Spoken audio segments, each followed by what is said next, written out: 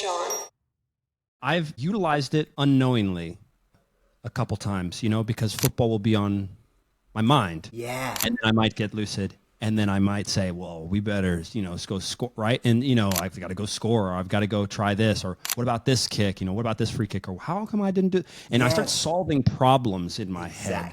And you start, because you can work things out. There's zero pressure. You don't care about missing this shot. Whatever, you're free. Being so free like that, you start testing things out. And then you realize, okay, I did have a discussion with someone who was also a fighter. I believe they were a boxer. Now I cannot remember.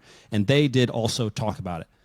They would work a sequence out, boom, boom, boom, 1, 2, 3, 1, 2, 3, and they were just doing that combo all the time. And then they got into the ring the next day, next few days, and they just said, like, I could do it. I could just do it. Absolutely. Yeah. And this is happening in non-lucid dreams too.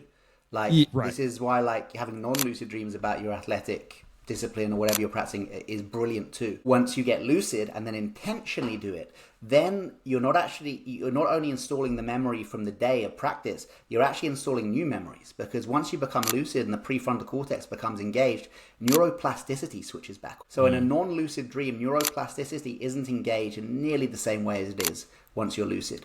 But once you get lucid and you're like, oh, I'm dreaming, the act of saying I'm dreaming switches on the prefrontal cortex. That's literally the neurobiological definition of lucidity. Prefrontal cortex activation within the REM dreaming sleep state, right? So once that part of the brain switches on, with it comes neuroplasticity. So if in your lucid dreams, you spend the whole lucid dream practicing penalties, and of course, because there's no time-space continuum, you can just whack out 10 in 100 in 10 seconds. Bam, bam, bam, bam, bam, bam, bam. But the brain thinks you're actually doing that. So when you wake up the next day, as far as the brain is concerned, it has drilled in that neural pathway. You've just kicked 100 penalties in 10 seconds or whatever it is. So if you hit a penalty in the waking state, the next day, I bet you would smash it.